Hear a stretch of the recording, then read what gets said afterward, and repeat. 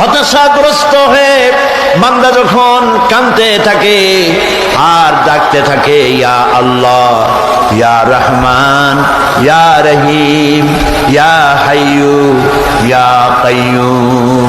একটুখানি তাহাজ্জুদে ওঠেন, গভীর রাত্রে ঘরের সবাই যখন ঘুমানো, আপনি তখন উঠুন, উজু করে একাকী রুমের ভিতরে ঢুকে তাহাজ্জুদের নামাজ আদায় করে চোখ বন্ধ করে যদি ডাকতে থাকেন মধুর সুরে, ইয়া আল্লাহু, ইয়া রহমানু, ইয়া রহিমু, ইয়া হাইয়ু, ইয়া কাইয়ুম। আল্লামা ইকবাল বলেছেন, দিল সে जो बात निकलती है असर रखती है पर नहीं मगर ताकते परवाज रखती है। দিল থেকে যে কথা উচ্চারিত হয়, মুখের কথা আর মনের কথা ভিন্ন রকম।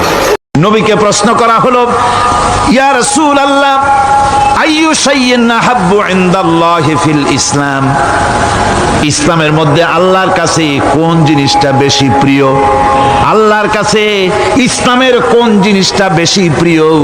হুজুর বললেন, as-সালাতু লিওয়াক্তিহা, মান তারাকা সালাতান ফালা দীনা লাহু ওয়াস-সালাতু ইমাদুদ্দিন।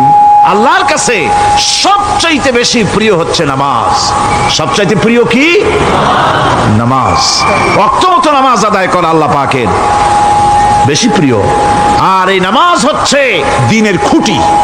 এটা দ্বীনের কি খুঁটি? এই যে খুঁটিগুলো আছে, খুঁটিগুলো ফালাই দিলে তারপর আপনার এই প্যান্ডেল থাকবে?